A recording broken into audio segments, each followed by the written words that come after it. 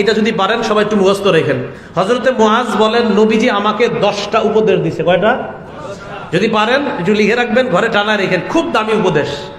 1 number, লা তুশরিক বিল্লাহি শাইআ ওয়া ইন কুতিলতা ওয়া হুররিকতা। 1 নাম্বার, তুমি আল্লাহর সাথে শিরিক করবা না, যদিও তোমাকে হত্যা করা হয়, পুড়িয়ে দেওয়া হয়। 1 নাম্বার, তোমাকে যদি পুড়িয়ে দেওয়া হয়, তোমাকে যদি হত্যা করা হয়, তুমি আল্লাহর সাথে কি করবা না? শিরিক করবা না। আল্লাহর সাথে শিরিক করবো না আমরা, ঠিক আছে না? আল্লাহ আমাদেরকে শিরিক নামক গুনাহ থেকে বেঁচে থাকার তৌফিক দান করেন। কিছু শিরিক বেদাতিরাও করে থাকে, মাজার ইত্যাদি কেন্দ্র করে, এই জাতীয় শিরিকও আমরা করব না। তাহলে এইখান থেকে আরেকটা হাদিস শোনাই, মুসলিম শরীফের 5018 নম্বর হাদিস। ক্বালা রাসূলুল্লাহ সাল্লাল্লাহু আলাইহি ওয়াসাল্লাম, আল্লাহর নবী বলেন, লাআনাল্লাহ মান লাআনা ওয়ালিদা। মা বাবাকে যেই সন্তান অভিশাপ দেয়, ওই সন্তানকে আল্লাহ অভিশাপ দেয়। আপনার মতো মা বাবা আমার না হইলে চলতো, আল্লাহ অভিশাপ দেয় ছেলেদের। আপনি আমার বাপ না হয়ে অন্য কেউ হইলে ভালো হইতো, আল্লাহ তাকে অভিশাপ দেয়। তুমি কি বললা তোমার বাবাকে, তোমার মাকে তুমি কি বললা? 2 নাম্বার, যে ব্যক্তি আল্লাহ ছাড়া অন্য কারো নামে পশু জবাই করে, তাকে আল্লাহ অভিশাপ দেয়। মুহাম্মদ সাল্লাল্লাহু আলাইহি সাল্লামের নামেও যদি কেউ পশু জবাই করে, তাকে আল্লাহ অভিশাপ দেয়। শাহজালাল রহমতুল্লাহর নামে যদি কেউ পশু জবাই করে, আল্লাহ তাকে অভিশাপ দেয়। পশু জবাই হবে কার নামে? সূরা আনাম আয়াত নাম্বার 118 আল্লাহ বলেন, ফাকুলু মিম্মা যুকিরা রাসূলুল্লাহি আলাইহি। ওই পশুর গোশত খাও যেই পশু জবাই করার সময় আল্লাহর নাম নেওয়া হয়। সূরা আনাম আয়াত নাম্বার 121 আল্লাহ বলেন, ওয়ালা তাকুলু মিম্মা লাম ইউযকার ইসমুল্লাহ। ওই পশুর গোশত খেও না যেই পশু জবাই করার সময় আল্লাহর নাম নেওয়া হয় নাই। তাহলে বলেন তো, যেই পশু জবাই করার সময় কার নাম নিতে হবে? একমাত্র। এখন যদি কেউ খাজা বাবার নামে গরু জবাই করে আপনাদেরকে সিন্নি, মিষ্টি ইত্যাদি বিতরণ করে, এটা খাওয়া জায়েজ না হারাম? এটা খাওয়া যাবে না, দিল মরে যাবে, ইবাদতে মজা পাবেন না। আল্লাহ এই জাতীয় খাদ্য থেকে আমাদেরকে হেফাজত করেন। 3 নাম্বার, ওয়ালাআনাল্লাহ মান গায়্যারা মানারাল আরদ। এই এলাকাবাসী ভালো করে শুনেন, অন্যের জমিন যারা নিজের কবজায় নিয়ে নেন, অন্যের জমিন আপনার জমিনের অংশের মধ্যে ঢুকায়া সাইনবোর্ড লাগায় দেয়, ক্রয় সূত্রে এই জমির মালিক আরিফ বিন হাবিব লিখে দেয়। বাটপা আরেকজনের জমিন নিয়ে লিখে দেয়, ক্রয় সূত্রে এই জমির মালিক অমুক ট্রাস্ট। এই ব্যক্তির উপর 24 ঘন্টা আল্লাহ অভিশাপ দেয়। আরেকজনের জমিন যে নিজের কবজায় নিয়ে এইভাবে নিজের নামে বানায় নেয় জুলুম কইরা। 4 নাম্বার, ওয়ালাআনাল্লাহ মান আওয়া মুহদিসা। কেউ যদি কোনো বেদাতিরে খানকা বানানোর জায়গা দেয়, আপনাদের এলাকায় এক সালাওয়ালা পিসাব আছে, এই পিসাবরে আপনি কি করছেন? দেখছেন সালাগাই দিয়ে রয়েছে, আহারে উনি মনে আল্লাহর ওলি, এই জন্য সালাগাই দিয়ে রয়েছে। এই পিসাবকে আপনি একটা খানকা বানাই দিয়েছেন, 5 তলা বাড়ি বানাই দিয়েছেন। 5 তলা বাড়ি বানায় দেওয়ার পরে ওনার গায়ে সালা, কেন পাঞ্জাবি কিনার কি এখনো সামর্থ্য হয় না ওনার?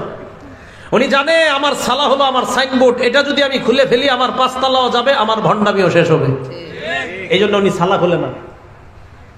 তো এই জন্য আমাদের স্বভাবটা হয়ে গেছে এমন, যদি দেখি যে গায়ে পোশাক কম তাকে বেশি শ্রদ্ধা করে। আবু দাউদ শরীফ হাদিস নাম্বার 3299, 3300, 3301, 3302, টানা 4টা হাদিস। এক হাদিসের মধ্যে আসছে, রাসূল আকরাম সাল্লাল্লাহু আলাইহি সাল্লাম দেখে এক ব্যক্তি কাবা শরীফের সামনে বিখিসামাতিন ফি আনফিহি, নাকের মধ্যে আংটা লাগায়, আংটার মধ্যে রশি লাগায় হাঁটতেছে, আংটার মধ্যে রশি লাগায় হাঁটতেছে।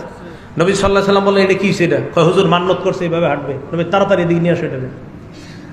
সুরিয়াল চাকু আনছে, আইনা কত আহাদ নবী বিয়াদিহি সাল্লাল্লাহু আলাইহি সাল্লাম, নবীজি নিজ হাতে ওইটা কেটে দিয়েছে। বেদাত সাথে সাথে এইখান থেকে নবীজি দূর করে দিয়েছে।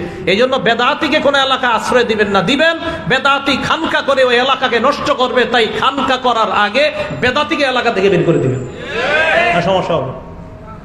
তো দেখেন, এই জন্য রাসূল আকরাম সাল্লাল্লাহু আলাইহি সাল্লাম বললেন 4 ব্যক্তির উপর আল্লাহ অভিশাপ দেয়, এর মধ্যে একজন শিরিক করে যে তাকেও। আবার আসেন আগের হাদিসে যাই, যে হাদিসে নবী 10টা উপদেশ দিছে। মুসনাদে আহমদ 22,000, মুসনাদে আহমদের হাদিসটা 22,075 নম্বর হাদিস।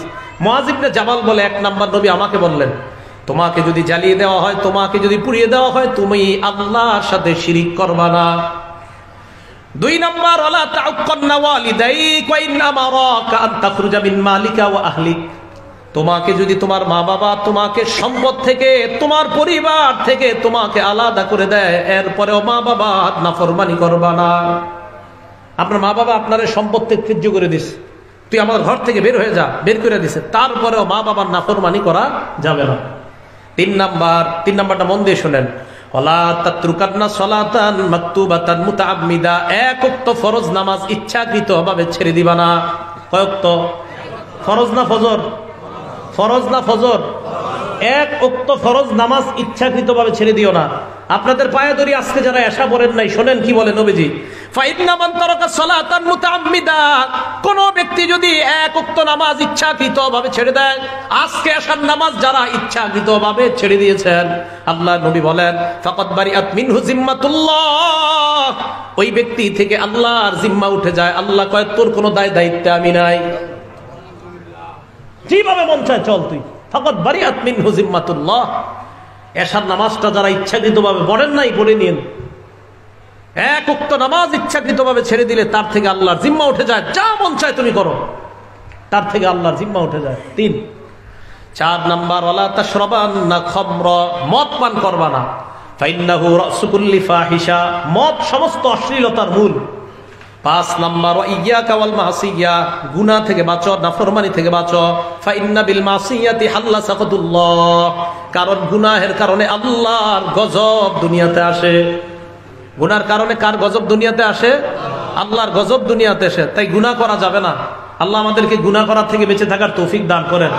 গুনাহ ব্যাপক হয়ে গেলে গজব ব্যাপকভাবে আসে, মনে রাখবেন। গুনাহ ব্যাপক হলে গজব ব্যাপকভাবে আসে। মুসনাদে আহমদ দলিল হাদিস নাম্বার 26,638 নাম্বার হাদিস। এই হাদিসে রাসূল আকরাম সাল্লাল্লাহু আলাইহি সাল্লাম বলেন, ইযা যহারাতিল মাআসি, কোন এলাকায় যখন গুনাহ ব্যাপক হয়ে যায়, আম্মাহুমুল্লাহু বিআযাবিন মিন ইনদিহি, ওই এলাকার খারাপ ভালো সবাইকে আল্লাহ আযাবে পাকড়াও করে। সাহাবারা প্রশ্ন করলেন, আমা ফিহিম সালিহুন, হুজুর সেখানে কি নেককার মানুষ নাই? নবীজি কয় হ্যাঁ আছে। মনে করেন এই এলাকার আপনারা 60 জন গুনাহ করে 40 জন ভালো, গজব 100 জনের উপরে আসবে। নবীজি বললেন, সুম্মা ইয়াসিরুনা ইলা মাগফিরাতিন মিনাল্লাহি ওয়া রিদওয়ান, ওই 40 ভালো মানুষ যারা, তাদেরকে আল্লাহ কিয়ামতের ময়দানে আলাদা করে জান্নাত দিয়ে দিবেন। কিন্তু গজব আসবে সবার উপরে। এজন্য করোনা ভাইরাসে ভালো মানুষ মারা গেছে না? বলেন ভালো মানুষ মারা গেছে না? মারা গেছে, কারণ গজব আসলে সবার উপরে আসবে। এখন দেখেন রাসূল আকরাম সাল্লাল্লাহু আলাইহি সাল্লাম 5 নম্বরে বললেন গুনাহ করবা না।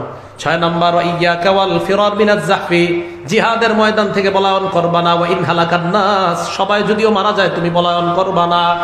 7 নম্বর, ওয়াইদা আসাবান নাস মাউতুন, কোন এলাকার মধ্যে যদি মহামারী দেখা দেয়, ওয়া আনতা ফীহিম, তুমি যদি ওই এলাকায় থাকো, ফাসবুত, ওই এলাকায় থাকবা, ওই এলাকা থেকে বের হবা না। মহামারী লাগলে এখানেই থাকবা, বাইর হবা না। বিশ্ব স্বাস্থ্য সংস্থা মহামারী লাগার পর ঘোষণা করছে, লকডাউন দিছে, কেউ ঘর থেকে বের হবেন না। এরা এখন গবেষণা করে বের করছে। আমাদের নবীজি 1500 বছর আগে বলে দিয়েছেন মহামারী লাগলে ওই এলাকা থেকে যাইবা না। অতএব আন্তর্জাতিক ভাবে আমার নবীকে পুরা দুনিয়ার শ্রেষ্ঠ গবেষক উপাধি দেওয়ার দাবি জানাই আমরা। রাসূল করিম সাল্লাল্লাহু আলাইহি সাল্লামের চেয়ে বড় গবেষক পৃথিবীতে নাই, এটাই প্রমাণ।